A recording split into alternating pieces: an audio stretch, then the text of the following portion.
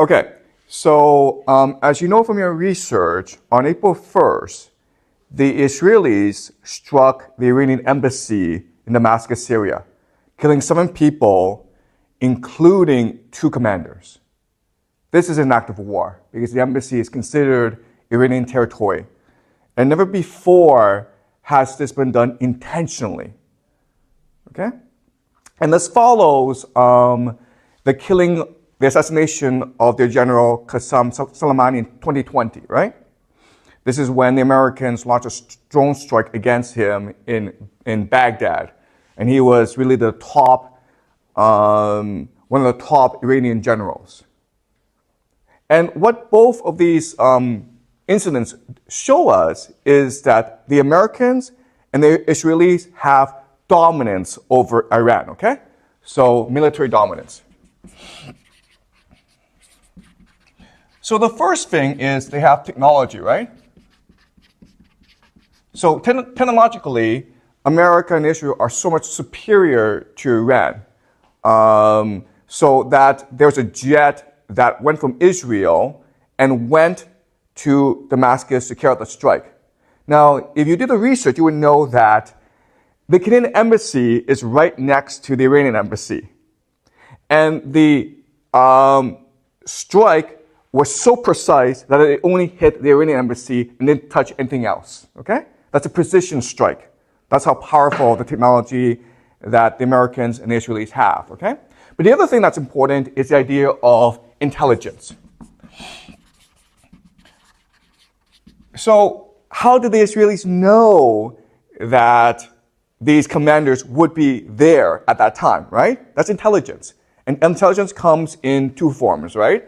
There's the idea of human and then signals. Signals is basically, I can listen in on your cell phone. I can track where you go.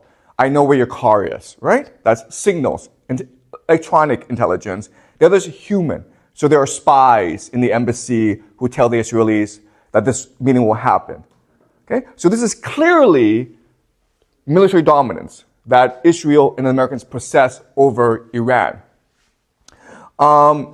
And when this strike happened, as you know, the Iranians had to respond. And this was called Operation True Promise.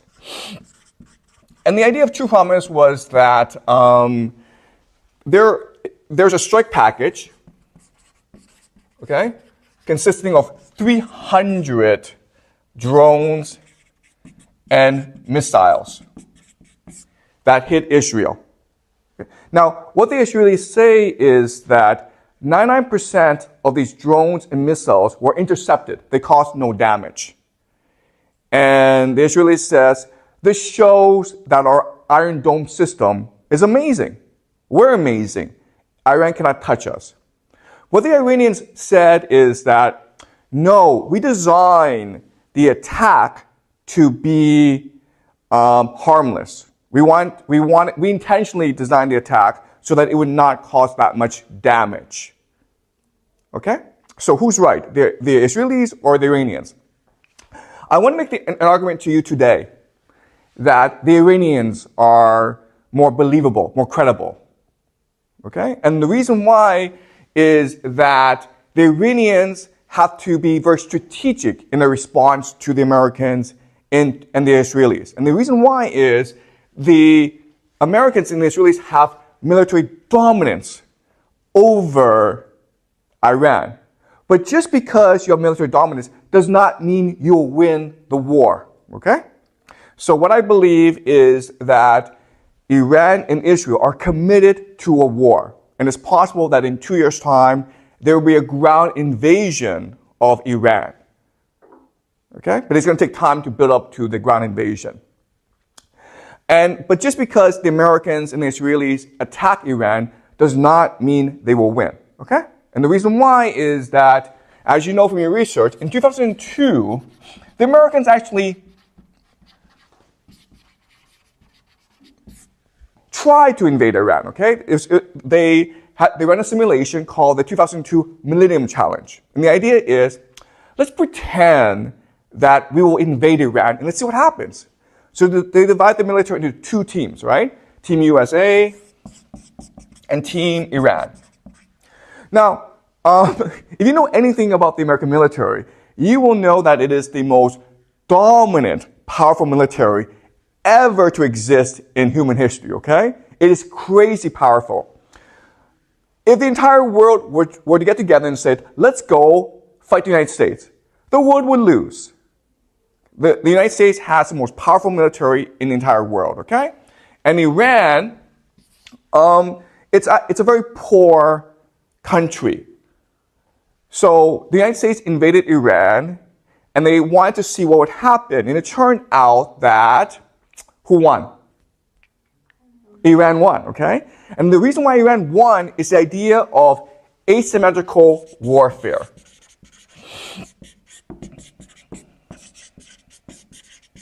All right? And this is a very important idea that you must know if you are to understand this conflict. So what is asymmetrical warfare? All right, let's pretend that Jack and I are enemies. We hate each other and we want to kill each other, okay? Jack has armor and he has a machine gun. I have nothing, okay? So in most battles, Jack's going to kill me, right? But let's pretend that I live in a dark forest. And it's really hard to see in this dark forest, but I've been living there for decades, okay? So I know this dark forest very, very well. So if Jack attacks me in this dark forest, then it's possible for me to win because I can set traps, right? I can play tricks on Jack. And that's the idea of asymmetrical warfare, okay? Even though Jack is superior, because I'm inferior, I'm forced to be much more strategic in how I fight against Jack, okay? And so asymmetrical warfare means that as long as you can define the terms of engagement, as long as you can control how the war is fought, you will win. Okay? So let's look at what this means for Iran and the United States. So the United States has these aircraft carriers, and they cost like $1 billion, okay? They're very expensive, but they're very powerful. Now, in a symmetrical warfare, what would happen is Iran sends its entire navy against this one aircraft carrier of the United States. And then what happens? The United States blows up the entire Iranian navy, okay? That's what would happen. So you don't do that, okay? You do not send your navy against an American aircraft carrier. What you do instead is you send drones, okay? Or drone swarms.